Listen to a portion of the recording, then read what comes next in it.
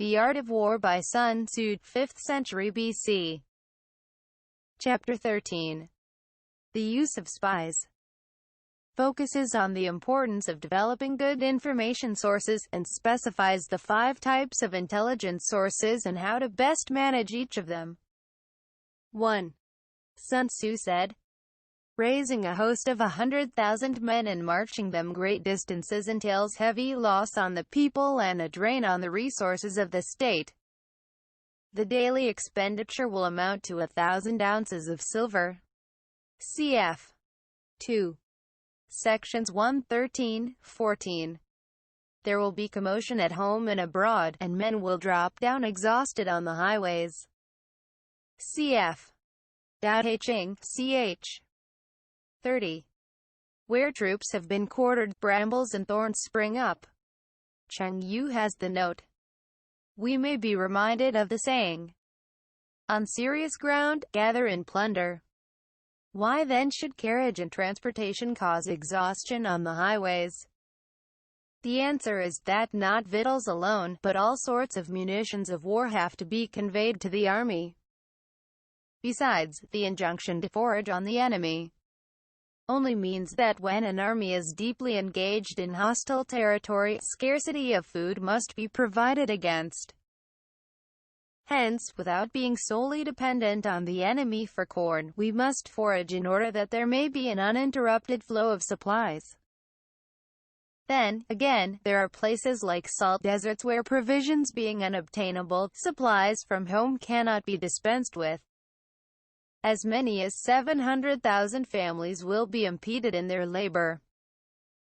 Mei Yaoqin says, men will be lacking at the plow-tail. The allusion is to the system of dividing land into 9 parts, each consisting of about 15 acres, the plot in the center being cultivated on behalf of the state by the tenants of the other 8. It was here also, so Tumu tells us, that their cottages were built in a well sunk, to be used by all in common.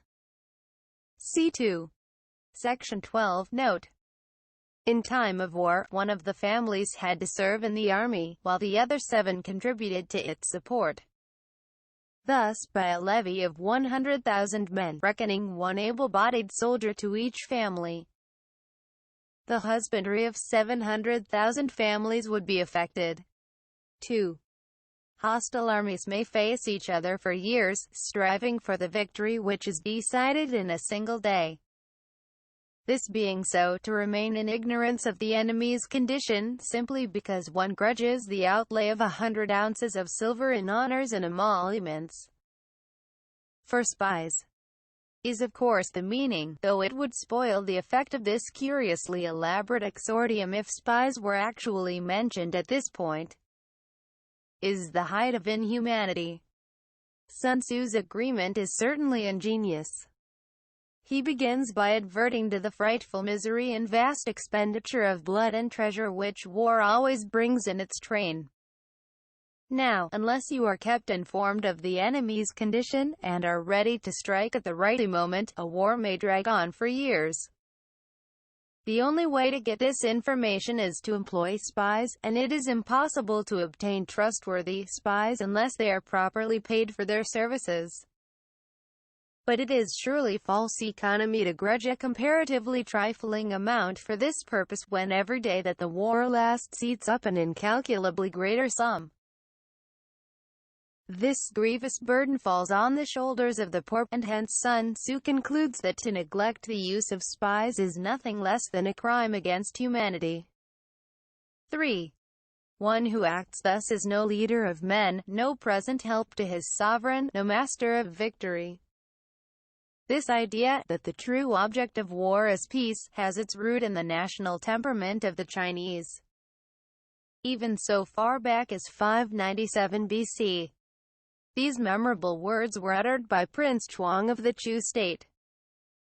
The Chinese character for prowess is made up of the characters for to stay and a spear, cessation of hostilities. Military prowess is seen in the repression of cruelty, the calling in of weapons, the preservation of the appointment of heaven, the firm establishment of merit, the bestowal of happiness on the people, putting harmony between the princes, the diffusion of wealth. 4. Thus, what enables the wise sovereign and the good general to strike and conquer, and achieve things beyond the reach of ordinary men, is foreknowledge. That is, knowledge of the enemy's dispositions, and what he means to do. 5. Now this foreknowledge cannot be elicited from spirits. It cannot be obtained inductively from experience. 2. Mu's note is, knowledge of the enemy cannot be gained by reasoning from other analogous cases, nor by any deductive calculation. Lichuan says, quantities like length, breadth, distance and magnitude are susceptible of exact mathematical determination. Human actions cannot be so calculated. 6. Knowledge of the enemy's dispositions can only be obtained from other men. Mayo Chin has rather an interesting note. Knowledge of the spirit world is to be obtained by divination. Information in natural science may be sought by inductive reasoning. The laws of the universe can be verified by mathematical calculation. But the dispositions of an enemy are ascertainable through spies and spies alone. 7. Hence the use of spies, of whom there are 5 classes. 1. Local spies. 2. Inward spies. 3. Converted spies. 4. Doomed spies. 5. Surviving spies. 8. When these 5 kinds of spy are all at work, none can discover the secret system. This is called divine manipulation of the threads. It is the sovereign's most precious faculty.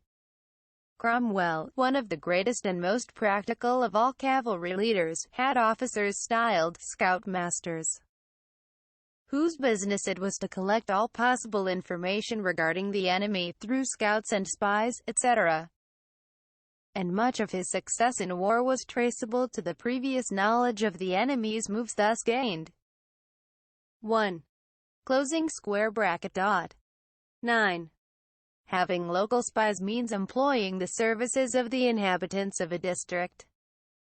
2. Mu says, in the enemy's country, win people over by kind treatment, and use them as spies. 10. Having inward spies, making use of officials of the enemy. 2. Mu enumerates the following classes as likely to do good service in this respect: worthy men who have been degraded from office, criminals who have undergone punishment. Also, favored concubines who are greedy for gold, men who are aggrieved at being in subordinate positions, or who have been passed over in the distribution of posts, others who are anxious that their side should be defeated in order that they may have a chance of displaying their ability and talents, fickle turncoats who always want to have a foot in each boat. Officials of these several kinds, he continues, should be secretly approached and bound to one's interests by means of rich presents. In this way you will be able to find out the state of affairs in the enemy's country, ascertain the plans that are being formed against you, and moreover disturb the harmony and create a breach between the sovereign and his ministers. The necessity for extreme caution, however, in dealing with inward spies, appears from an historical incident related by Ho Shi. Lo Shang, governor of Waichou, sent his general Wei Po to attack the rebel Li Xiang of Shu in his stronghold at Pi. After each side had experienced a number of victories and defeats, Li Xiang had recourse to the services of a certain Po Te, a native of Wutu. He began to have him whipped until the blood came, and then sent him off to Lo Shang, whom he was to delude by offering to cooperate with him from inside the city, and to give a fire signal at the right moment for making a general assault. Lo Shang, confiding in these promises, marched out all his best troops, and placed Wei Po and others at their head with orders to attack at Po Te's bidding. Meanwhile, Li Xiang's general, Li Sang, had prepared an ambuscade on their line of march.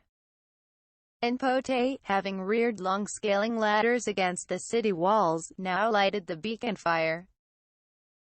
Wei Po's men raced up on seeing the signal and began climbing the ladders as fast as they could, while others were drawn up by ropes lowered from above. More than 100 of Lo Shang's soldiers entered the city in this way, every one of whom was forthwith beheaded. Li Xiang then charged with all his forces both inside and outside the city, and routed the enemy completely. This happened in 303 AD. I do not know where Hoshi got the story from. It is not given in the biography of Li Xiang or that of his father Li Taichen Shu, ch. 120, 121. 11. Having converted spies, getting hold of the enemy's spies and using them for our own purposes. By means of heavy bribes and liberal promises, detaching them from the enemy's service, and inducing them to carry back false information as well as to spy in turn on their own countrymen. On the other hand, Xiao Shixian says that we pretend not to have detected him, but contrive to let him carry away a false impression of what is going on. Several of the commentators accept this as an alternative definition. But that it is not what Sun Tzu meant is conclusively proved by his subsequent remarks about treating the converted spy generously, section 21 SQQ. Hoshi notes 3 occasions on which converted spies were used with conspicuous success.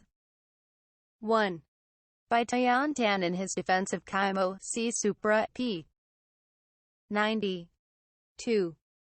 By Chao Shi on his march to Ou, cp.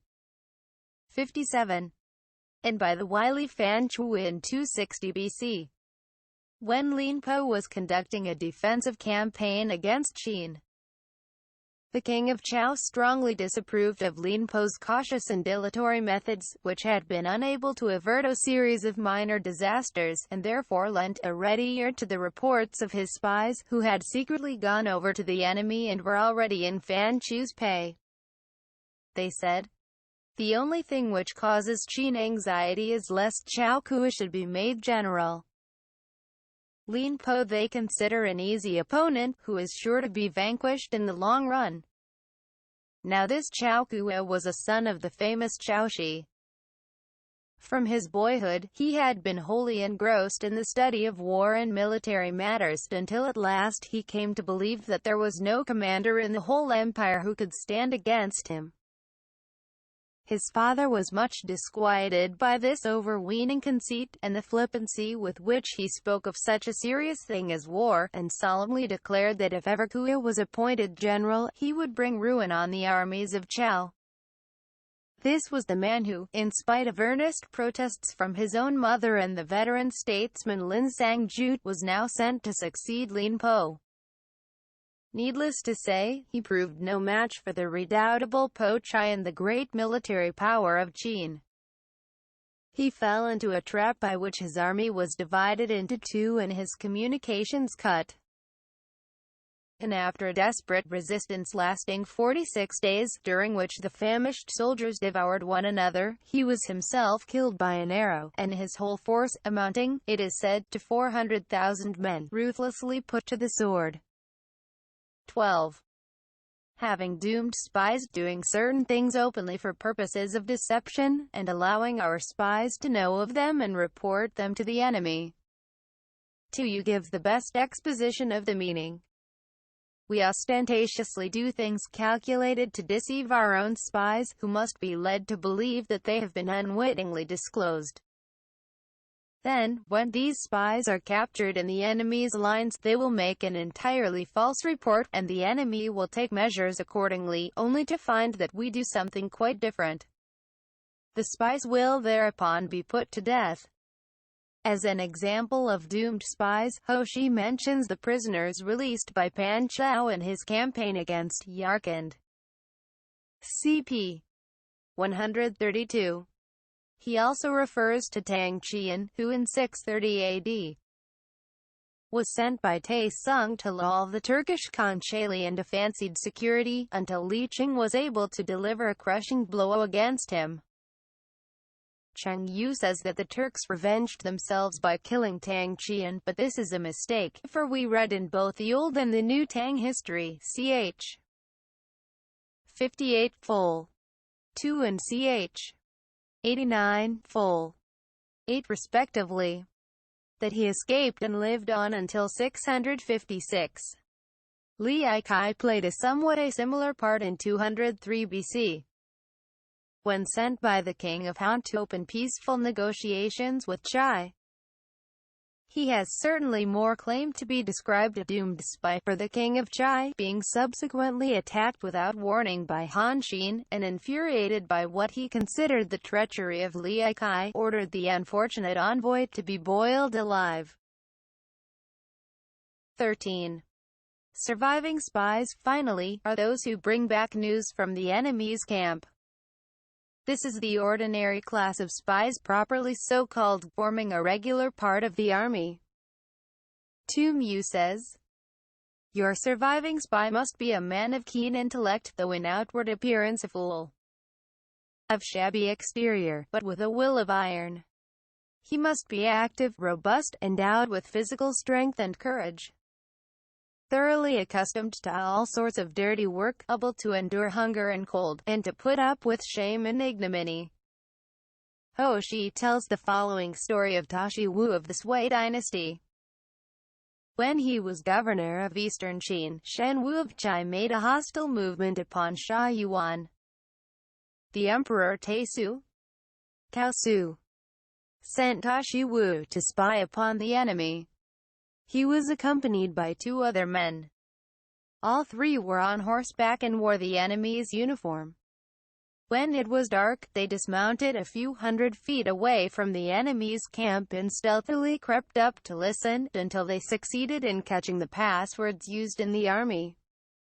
Then they got on their horses again and boldly passed through the camp under the guise of night watchmen. And more than once, happening to come across a soldier who was committing some breach of discipline, they actually stopped to give the culprit a sound cudgeling. Thus they managed to return with the fullest possible information about the enemy's dispositions, and received warm commendation from the emperor, who in consequence of the report was able to inflict a severe defeat on his adversary. 14. Hence it is that which none in the whole army are more intimate relations to be maintained than with spies. Tu Mu and Mei Yaoqin point out that the spy is privileged to enter even the general's private sleeping tent. None should be more liberally rewarded. In no other business should greater secrecy be preserved. Tu Mu gives a graphic touch. All communication with spies should be carried mouth to ear. The following remarks on spies may be quoted from Turen, who made perhaps larger use of them than any previous commander. Spies are attached to those who give them most. He who pays the bill is never served. They should never be known to anybody, nor should they know one another. When they propose anything very material, secure their persons, or have in your possession their wives and children as hostages for their fidelity. Never communicate anything to them but what is absolutely necessary that they should know. 2. Closing square bracket dot. 15.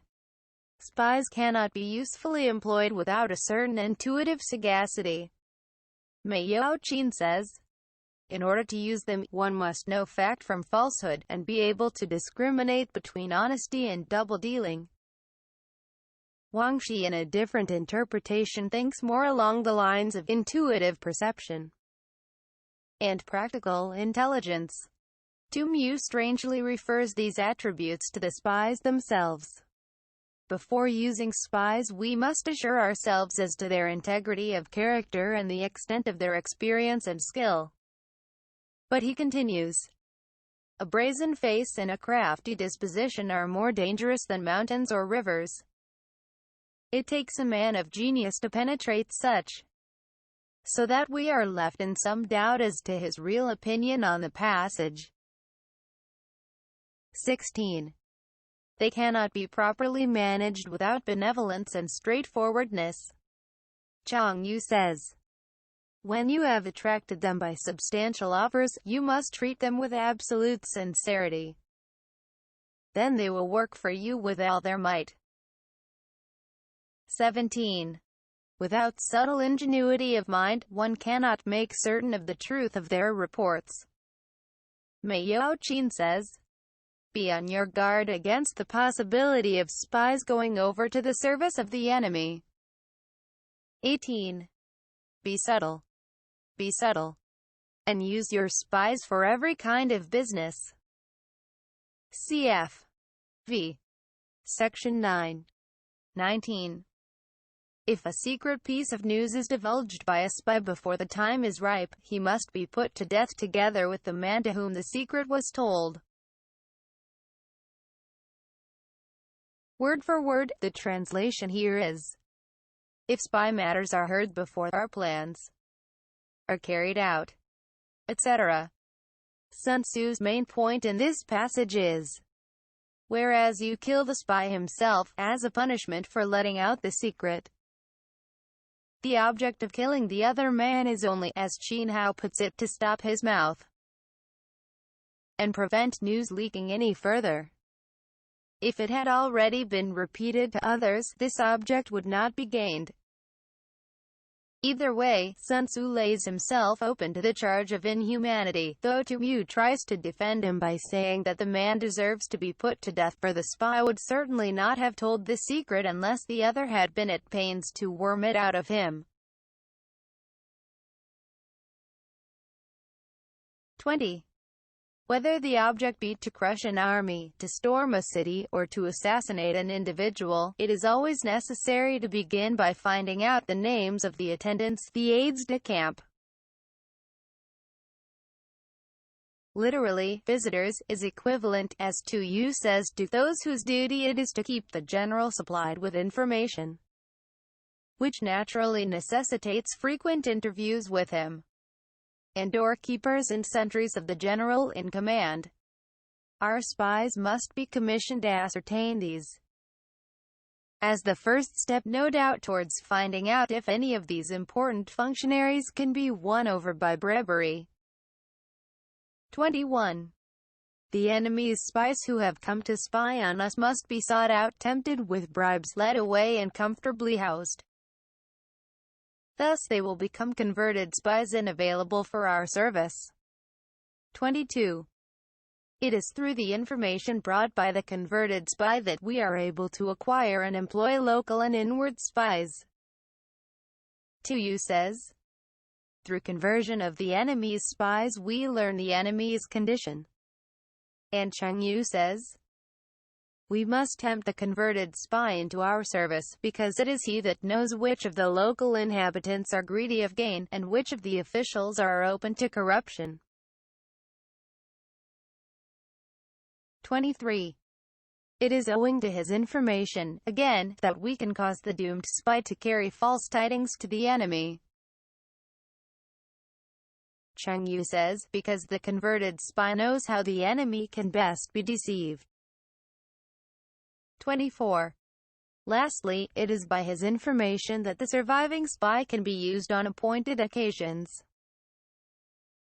25. The end and aim of spying in all its 5 varieties is knowledge of the enemy. And this knowledge can only be derived in the first instance from the converted spy, as explained in sections 22 to 24. He not only brings information himself but makes it possible to use the other kinds of spy to advantage. Hence it is essential that the converted spy be treated with the utmost liberality. 26. Of old, the rise of the Yin dynasty. Sun Tzu means the Shang dynasty, founded in 1766 BC. Its name was changed to Yin by Pon Keng in 1401. Was Du Ji, better known as Ai Yin, the famous general and statesman who took part in Cheng Tang's campaign against Sheikh Wei, who had served under the Shah. Likewise, the rise of the Zhou dynasty was due to Liu Ya, Fu Shang rose to high office under the tyrant Zhou Xin, whom he afterwards helped to overthrow. Popularly known as Taikung, a title bestowed on him by Wen Wang, he is said to have composed a treatise on war, erroneously identified with the Lu Tao, who had served under the Yin. There is less precision in the Chinese than I have thought it well to introduce into my translation, and the commentaries on the passage are by no means explicit. But, having regard to the context, we can hardly doubt that Sun Tzu is holding up Ai Qi and Liu Ya as illustrious examples of the converted spy, or something closely analogous. His suggestion is that the Xia and Yin dynasties were upset owing to the intimate knowledge of their weaknesses and shortcoming which these former ministers were able to impart to the other side. Miao Qin appears to resent any such aspersion on these historic names, Ai Yin and Liu Ya. He says, were not rebels against the government. Xia could not employ the former, hence Yin employed him. Yin could not employ the latter, hence who employed him. Their great achievements were all for the good of the people. Ho Shi is also indignant. How should two divinely inspired men such as Ai and Liu have acted as common spies?